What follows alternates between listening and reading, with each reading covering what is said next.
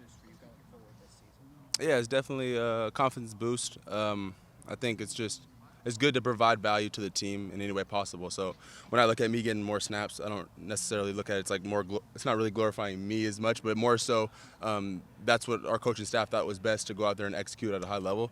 And so I just look at it like that, and I go out there and do my job at the highest level possible, and let the results be the results. Keenan says something that separates you both as a blocker and as a pass catching option is your first two steps, right? He says you have great first two steps. Yeah. Is that something that transitioned over from receiver, or is there something else that goes into that? Yeah, I'm not sure. I mean, I think some of the things that you're able to take to the football field, some of that's God-given ability. God-given ability. There's some things that I see guys go out here every day and do some things that aren't normal. That are things that you even just gifted with. Some of the things that we earn, as Coach Day likes to talk about a lot, is discipline and skill. And so a lot of my skill, my hands, my ability to block, all comes from working at it. But maybe I'm just more explosive coming off the ball. That's just something I've been gifted with.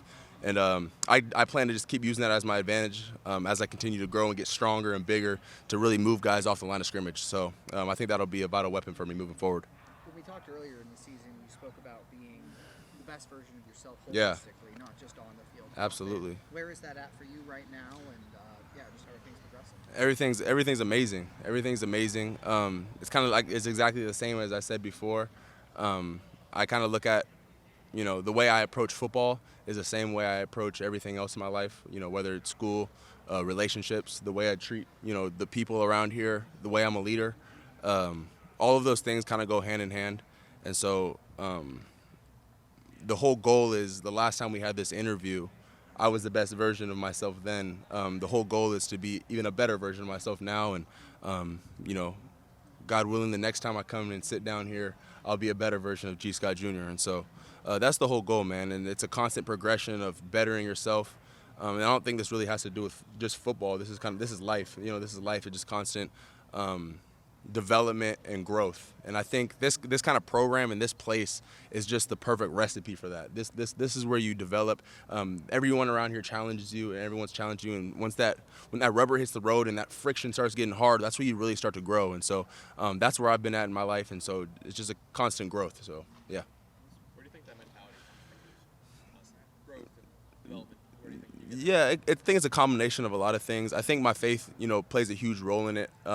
Finding my foundation in something different than football. I think initially, I kind of found myself as a football player when you said G. Scott Jr.'s name, the person that I was associated with football, and that's who I was. So if I was having a bad day at practice, maybe I'm less of a person now because I'm not performing at a high level of football practice. And let's say I go out and have a great practice. Now I'm like, I'm Macho Man, and I'm so amazing. I kind of disassociated, who I am with, the sport that I play, and I found my foundation in Christ. And so regardless if I have a great game or, a bad game, regardless, I'm pretty level-headed, and I have a good understanding of my foundation is built in something a lot deeper than the sport that I play. What do you see as the biggest advantage for this team when you guys go to 12 personnel? I think the ability to be able to I think putting the defense in conflict. I mean, I don't know what you can kind of game plan for. We can stretch you horizontally. We can go downfield, and we can also just run the ball up the middle. I think we do really good things on the perimeter, blocking on the perimeter, Cade and I. So I think that it's just I think it's hard to defend. You have to literally defend every dimension of the field when him and I are out there, and let alone being able just to line up on the line of scrimmage and run right down the middle. Specifically on the blocking side of things, what's the biggest step you've taken this season?